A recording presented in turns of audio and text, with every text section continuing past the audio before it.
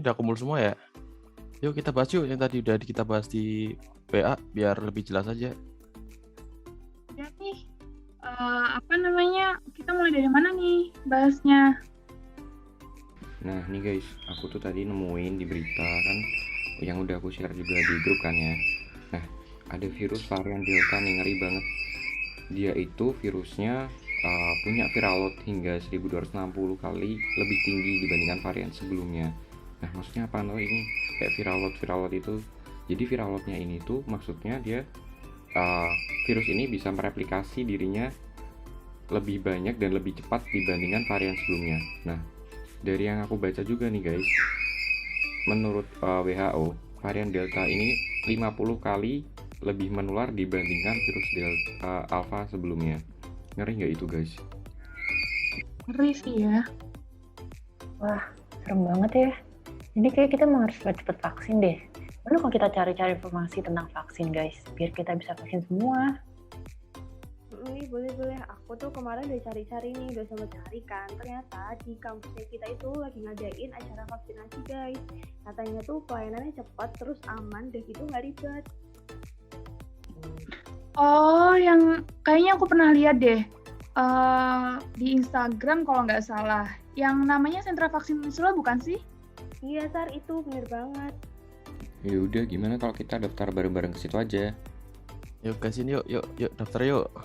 Tapi gimana caranya? Yuk, gimana sih caranya buat daftar? Ada yang tahu nggak sih? Oh, aku udah sempat cari tahu sih tentang cara daftarnya di Victory Kota Semarang. Ntar aku ajarin deh caranya. Aku share screen aja gimana? Nice, Sarah. Boleh. Hai. Gimana kalau kita daftar semua sekarang? Wait ya. Udah kelihatan belum guys? Udah, Sar. Sudah. Nah, pertama kita itu cari nih Victory Semarang Kota. Nanti kita diarahin ke home-nya Victory. Nanti kita klik yang pendaftaran.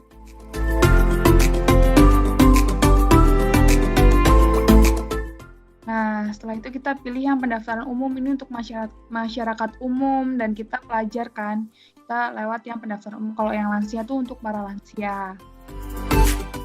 Nah, yang pertama tuh kita isikan nomor induk kependudukan yang ada di KTP. Lalu nomor KK. Baru deh kita masuk. Nah, di sini udah terlihat datanya udah terlihat. Terus nanti kalau misalnya domisili kita sekarang sama alamat di KTP beda, kita isi ulang untuk alamatnya kita sekarang. Nah, kalau sama, kita klik domisilinya sama. Nanti muncul alamatnya sendiri. Lalu kita masukkan nomor HP. Nomor HP-nya yang aktif ya, guys. Biar nanti bisa dapat SMS kalau misalnya jadwalnya kita vaksin. Jadi setelah kita daftar ini nanti kita dapat jadwal vaksinnya lewat SMS seperti itu. Lalu kita pilih pekerjaannya pelajar atau mahasiswa.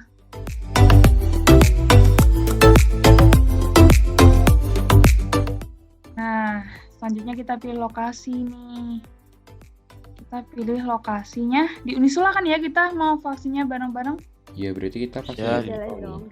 ini sudah aja jelas. Vaksin Center Unisula dong. Nah, jangan lupa klik saya menyatakan isian data tersebut adalah benar. Oke, kita lanjut. Nah, guys. Nah, di sini udah muncul nih identitasnya. Terus udah terdaftar di vaksin Unisula. Nah, di sini ada pemanggilan pelaksanaan vaksin yang tertera, ada stok vaksin dan yang lebih diprioritasin tuh untuk lansia dan pralansia seperti itu. Jadi kita tinggal tunggu aja jadwal kita keluar. Kita bisa lihat jadwalnya di sini, guys. Atau nanti dapat SMS. Seperti itu. Sudah paham semua belum? Berarti ini kita harus nunggu SMS dulu ya setelah daftar. Iya. gitu ya, Sar. Ternyata gampang Iya, ya daftarnya gitu. ya. Aku juga mau ikutan daftar deh. Yuk Unisula daftar ya yuk, tadi ya? Unisula. Mau daftar. Nah, daftar. Biar kita bisa Daftar Ayo, bareng-bareng Sarah. aja biar kita vaksin bareng-bareng, guys. Ya, ayo yuk daftar. Yuk, sekarang Ayo, daftar, yuk. guys. Yuk. Makasih Sarah informasinya. Thank you Sarah buat cara kasih tahu cara tahunya. Sama-sama. Oh iya nih guys, sebelum kita vaksin kan kita harus sehat dulu. Nah, untuk itu kita harus jaga kesehatan guys. Karena kan tadi virus ini Delta itu mudah banget nyebar. Gimana kalau untuk sementara waktu kita nggak keluar rumah dulu jika tidak sesuatu hal yang penting, biar kita bisa vaksin bareng. Yo, Ilif juga jangan lupa ya kalau misalnya terpaksa keluar, misalnya ke apotik, itu harus selalu pakai masker kemana-mana. Biar aman aja sih, kan harus memenuhi 5M itu. Iya, hati-hati juga ya guys. Jangan lupa juga jamin kerumunan. Pokoknya kita harus sehat dan jangan kumpul-kumpul dulu kalau nggak penting-penting. Jadi keluarnya emang kalau ada pentingan aja. Oke, Di, sehat-sehat selalu guys. Ya, thank you Oke. guys. Ayo kita sekarang Makasih semua. daftar. Bye-bye, thank Thank you. you. Stay healthy. Salam. Waalaikumsalam.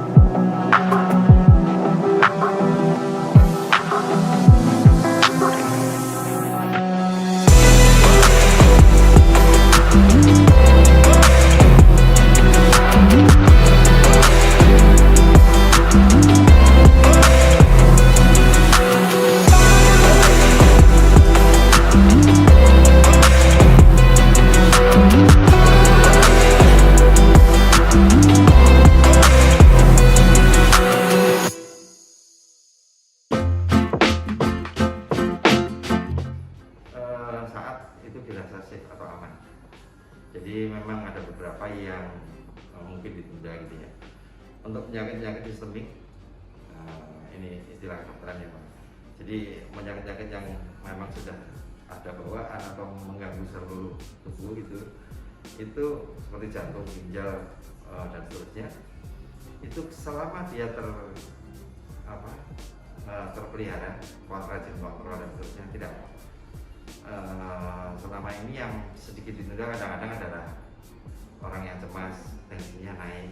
Kenapa sih tensinya kan tidak diperhatikan ya? Kalau siapapun saja kalau itu tensinya pas tinggi dia terus itu dia pembuluh darahnya akan mabrur kira-kira gitu. Kalau pecah itu dia berdarah dan seterusnya susah berhentinya, susah diprediksi. Apalagi kalau tinggi dan semakin panik itu yang terganggu utama adalah jantung.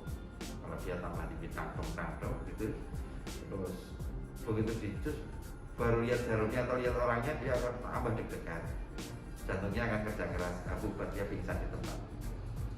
Itu baru kasus sebelum divaksin gitu kan, belum nanti kasus setelah divaksin, namanya kejadian ikutan pasca imunisasi atau PIP gitu.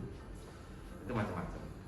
Tapi alhamdulillah di sentra pasien kita tidak terjadi sesuatu yang aneh gitu. Apa tidak terjadi sesuatu yang dianggap kelainan. Alhamdulillah lancar semua. Jadi misalnya nih, ada sih 1-2 saya pernah itu lihat ya, cuma 1-2 di antara ribuan orang itu. Satu dia kurang makan, belum makan. Yang satu lagi ya memang panik, tidak pernah ditusuk jarum, padahal ya badannya besar, tapi tidak membuktikan bahwa dia berani lihat jarum atau ditusuk jarum. Nyatanya dia gemeter dan katanya sih dia deg-degan, keringetan dan seterusnya, padahal sebenarnya biasa saja. Setelah diajak buyar ya sudah pulang aja, bikin teh manis, malahan alhamdulillah dia malah tambah kuat. Ya, kalau vaksin yang paling gampang gitu ya, berarti kan yang kondisinya dalam kondisi fit atau sehat gitu. Sehatnya baik secara vital sign, berarti mulai dari tekanan darah, kemudian tidak sedang sakit demam gitu kan suhunya gitu. Terus nadinya ya kita jarak patokannya biasanya terutama tekanan darah sama suhu aja. Jadi syarat utama seseorang itu vaksin adalah kondisinya sehat, ya, harus bugar. Jadi kalau sedang sakit, demam ataupun apapun sakitnya, ya itu tidak boleh vaksin. Kemudian yang kedua, indikatornya adalah yang pertama suhu, ya, suhu tubuh harus di bawah 37,5. Ya, kemudian tekanan darah harus di bawah 180/110. 4 poinnya. Nah, kemudian ada penyakit-penyakit tertentu ya, misalnya asma ya. Asma itu kan salah satu penyakit alergi ya. Alergi itu adalah terkait hipersensitivitas ya, hipersensitivitasnya, termasuk karena vaksin ini hubungannya dengan benda asing ya. Jadi kalau tubuh itu hipersensitivitas, ditakutkan akan terjadi memicu dari penyakit asma itu sendiri atau alergi yang melibatkan pernafasan, alergi lainnya ya. Tidak hanya asma ya, kadang-kadang orang alergi sesuatu kemudian jadi sesak, kemudian pintu seluruh tubuh dan lain-lain jadi sesak. Prinsipnya itu. Nah, kemudian bagaimana orang kalau asma ya? Asma kalau dia kondisinya tidak ada serangan, asmanya terkendali, dia tahu pencetusnya apa ya, pencetusnya apa, biasanya muncul apa gitu, kemudian sudah terbiasa bisa mengatasi. Kalau muncul itu langsung misalnya sudah bawa Symbicort atau misalnya Ventolin, misalnya inhaler apa gitu dan lain-lain, itu langsung sembuh gitu ya, tidak masalah ya. Dan kalau ternyata asmanya tidak terkontrol, misalnya dia tidak tahu harus langsung ke tidak terbiasa mengatasi sendiri, misalnya ya, harus ke fasilitas kesehatan dan sering kambuh, hampir tiap malam kambuh gitu ya. Nah, itu perlu rekomendasi dari dokter spesialis paru. Kemudian penyakit jantung juga seperti itu ya. Penyakit autoimun juga seperti itu. Jadi perlu rekomendasi dari dokter spesialis yang merawatnya. Untuk lain-lainnya, kalau misalnya intinya sih sebenarnya itu ya. Kalau kondisinya fit, sehat, itu tidak masalah. Kalau penyakit-penyakit khusus misalnya tadi yang khusus yang jantung, yang di screening itu ya itu jantung tadi. Terus kalau misalnya punya penyakit hipertensi, DM, terus yang lain-lainnya tidak masalah, asal indikatornya tadi tekanan darahnya ketika kalaupun punya sakit sudah konsumsi obat terus-terusan penyakit DM, hipertensi, tidak ada masalah. Yang penting ketika ditensi tidak melebihi tadi. Konsumsi obat-obatan hipertensi, DM tidak masalah. Ya, kalau yang masalah tadi yang misalnya yang penyakit TB itu ya, Dek ya. Tuberkulosis itu kan pengobatan sampai 6 bulan ya. 6 bulan itu ada fase pengobatan itu 2 tahap ya. tahap intensif ya, yang 2 bulan pertama itu fungsinya adalah membunuh kuman. Jadi setelah kuman yang hidupnya itu, kemudian yang 4 bulan berikutnya adalah kuman yang mati, yang tidur, yang dorman. Bukan yang mati, maaf, yang tidur, yang dorman. Nah, ketika walaupun masih pengobatan TB, ketika 2 bulan itu ya tidak apa-apa. Setelah 2 bulan tidak apa-apa maksud saya. Jadi kalau tahap yang masih pengobatan TB 2 bulan awal itu kan masih aktif ya, masih ada proses infeksi ya, kuman TB-nya masih ada sehingga tidak boleh vaksin. Itu adalah kondisi, itu sebenarnya kan sama aja ya, berarti kondisinya kan sedang tidak sehat dalam pengobatan. Jadi memang prinsip utama orang vaksin itu kondisi saat vaksin itu harus sehat. Jadi nah kalau walaupun masih dalam pengobatan untuk yang khusus yang TB tadi, kalau sudah pengobatan 2 bulan, misalnya pengobatannya bulan ketiga dan seterusnya itu masih tetap bisa vaksin. Nah kemudian pada kehamilan, ini yang khusus ya, pada kehamilan itu boleh pada trimester 3 dan 4. Trimester pertama belum boleh ya, kecuali sudah dapat rekomendasi dari spesialis OBGYN. Kalau penyakit autoimun juga gitu, kalau kondisinya stabil ya, kemudian dapat izin dari dokter yang merawatnya, tidak apa-apa. Tapi untuk penyakit-penyakit yang biasa-biasa aja ya nggak masalah ya. Yang penting kondisi ketika vaksin harus sehat. Suhunya tidak kurang dari tidak lebih dari 37,5 ya. Jadi begini adik-adik ya. Jadi salah satu ini kan pandemi ya. Pandemi itu suatu kejadian penyakit yang dialami di hampir seluruh dunia ya. Jadi sangat luas yang mengalami kejadian penyakit ini. Nah, penularannya sangat cepat ya, penularannya sangat cepat. Nah, penanggulangannya sebenarnya yang pertama adalah perilaku ya. Untuk memotong supaya tidak terjadi penularan adalah perilaku dari seorang ibu. Perilaku semua orang baik yang sehat maupun yang sakit. Jadi masker ya, itu masker itu adalah yang murah meriah ya. Nah, tapi harus semua terlibat, harus semua memakai masker dan lain-lain, cuci tangan dan lain-lain. Ya, kemudian yang 5M tadi itu social distancing ya, menjaga jarak ya, mencuci tangan, kemudian mengurangi mobilitas ya, dan itu. Nah kemudian kalau ini tidak jalan ya, nah itu langkah selanjutnya adalah imunisasi ini. Dengan imunisasi ini, nah kita harapkan 70%.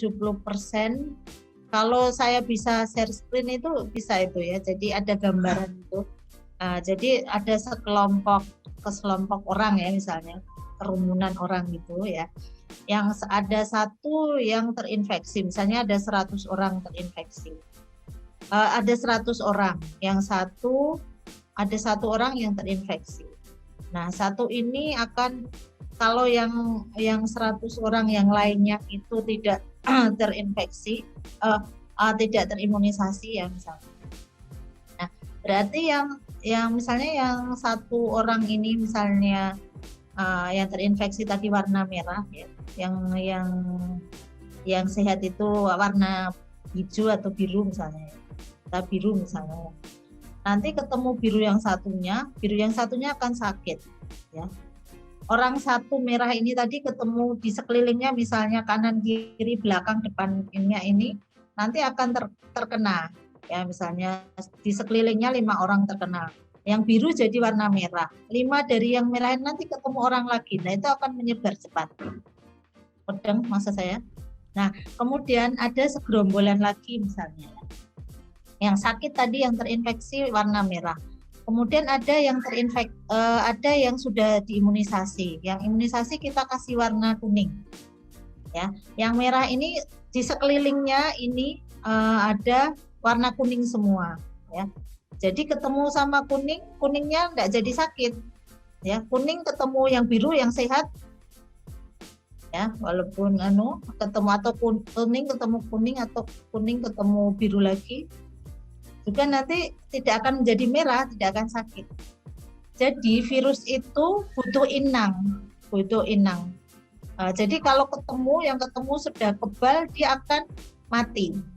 Ya, beda dengan yang misalnya orang itu tidak terimunisasi ya. Jadi dia sehat tadinya terus kemudian tertular misalnya.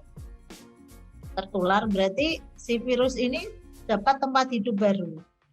Ya, kemudian yang sakit lagi menularkan yang lain lagi. Nah, kalau misalnya virus ini ada satu orang yang sakit terus kemudian terkena orang yang sudah terimunisasi, ya, nah itu dia akan berhenti, tidak nyampe ke orang itu dan tidak akan menyebar lagi. Nah, itu yang disebut kalau secara teori itu yang disebut herd immunity, ya. Jadi imunitas komunal. Jadi kalau itu secara teori kalau sudah 70% orang itu terimunisasi, nah itu akan terbentuk imunitas kekebalan komunitas ya, kekebalan kelompok sehingga itu akan berhenti ya. Jadi ibaratnya begini, seperti halnya tadi kalau misalnya pakai masker semua, kalaupun ada virus dia terus kemudian kita personal hygiene-nya bagus ya, habis dari keluar habis semuanya dicuci ya, masker ganti dan lain-lain.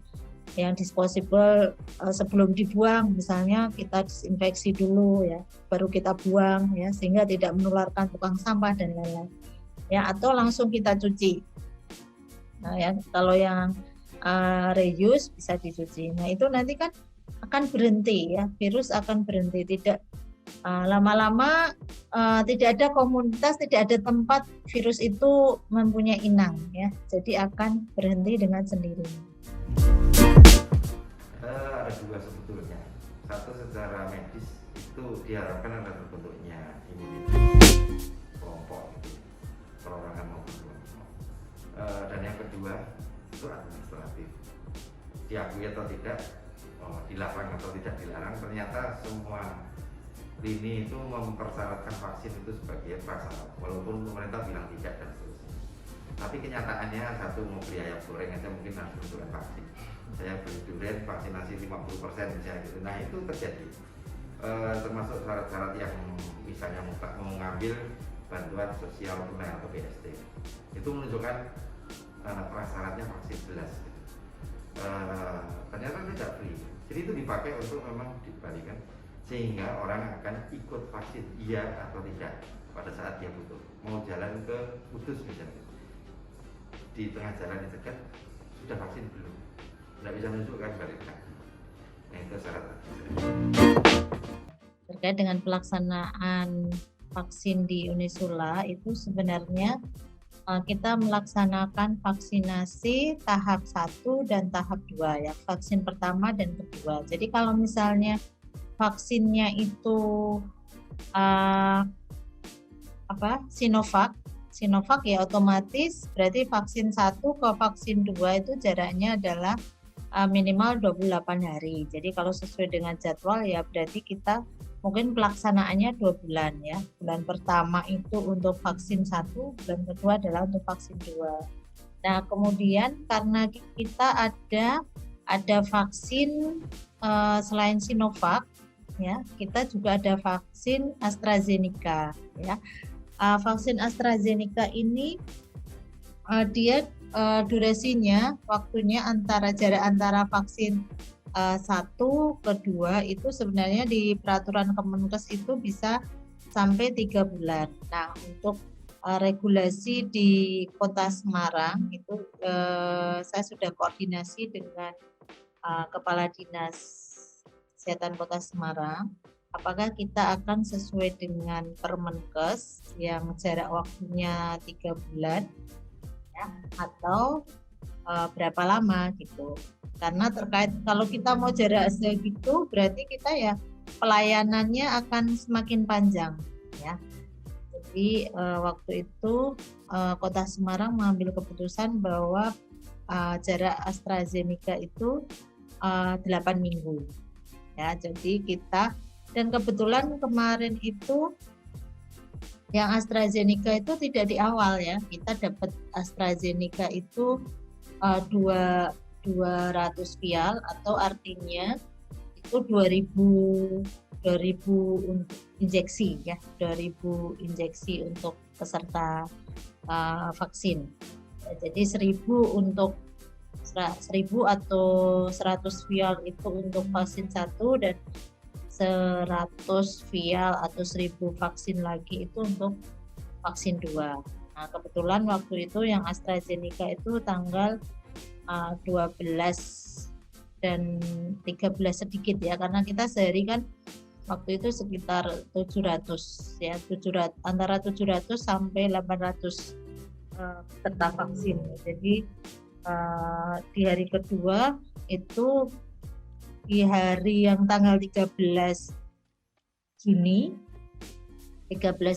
itu kita sebagian Astra, sebagian Sinovac ya. Jadi menghabiskan yang 1000-nya itu dihabiskan tanggal 12, sisanya tanggal 13. Jadi kita nyambung setelah habis yang 100 vial itu tadi, kita nyambung vaksin Sinovac. Jadi kita ya tadi kalau sesuai dengan jadwal harusnya kita kemarin kita kan mulai 5 Juni nanti sampai terakhir itu yang pelayanan Astra di vaksin 2. Jadi sekitar tanggal 8 September. 7 atau 8 September. Vaksin yang digunakan tuh yang paling banyak itu Coronavac ya, Coronavac atau kita lebih kenalnya Sinovac. Kemudian yang vaksin kedua itu AstraZeneca. AstraZeneca kita hanya dapat kuota untuk 1000 orang. Perbedaannya ya satu pasti yang memproduksi atau pabriknya gitu kan, karena pabrik yang memproduksi itu beda, tentu saja aturan pemakaiannya juga berbeda. Kalau Coronavac itu selisihnya mungkin cuma 28 hari, kalau yang AstraZeneca itu sampai 56 hari. Oke, alurnya yang pertama untuk vaksin 1 semua peserta diwajibkan mendaftar di victory.semarangkota.go.id ya. Tetapi tidak menutup kemungkinan juga kita menerima 100 peserta setiap harinya yang onsite. Apa itu onsite? Onsite itu menggunakan KTP saja. Ya, jadi KTP luar Semarang pun boleh, dia hanya perlu datang. Nah, kalau dari alurnya sudah diikuti di awal, ya kita setelah pendaftaran kemudian hadir datang, ya kita cek suhu dulu terlebih dahulu, itu cek suhu, nanti dibantu tim security, kemudian mengisi sebuah formulir. Nah, di formulir itu ada beberapa pertanyaan yang harus dijawab oleh peserta mengenai kesehatan mereka masing-masing. Setelah mengisi formulir akan diarahkan ke meja registrasi dan dibantu registrasi oleh petugas registrasi kita dari mahasiswa gitu. Setelah dibantu registrasi oleh mahasiswa akan diajukan ke pos screening. Nah, di pos screening itu akan ditanyakan juga mengenai kesehatan, kemudian di tensi ya, kemudian kalau memang ada keluhan, hal-hal yang lain bisa disampaikan di pos screening, karena di pos screening itu dijaga oleh dokter-dokter begitu ya. Kemudian setelah lolos dari pos screening akan masuk ke ruang vaksinasi. Di ruang vaksinasi kita terbagi menjadi 2, ruang vaksin putra dan putri. Ya, kalau memang putra ya masuknya pasti ke putra, putri juga masuknya ke putri. Nanti datanya diinput kembali. Setiap pos itu akan diinput ke website ya atau ke komputer kami, ke sistem. Setelah oke, baru dipanggil untuk divaksin oleh petugas. Setelah divaksin oleh petugas akan masuk ke ruang observasi. ya di ruang observasi itu harus menunggu kalau tidak salah 15 menit ya, lebih boleh, yang penting jangan kurang. Nanti setelah 15 menit berlalu akan dipanggil oleh petugas kami untuk ke ruang cetak. Nah, di ruang cetak itu akan dicetakkan oleh petugas mahasiswa kartu vaksinasi. Kalau vaksin 1 ya tulisannya nanti vaksin 1, kalau vaksin 2 berarti selesai di vaksin 2 begitu.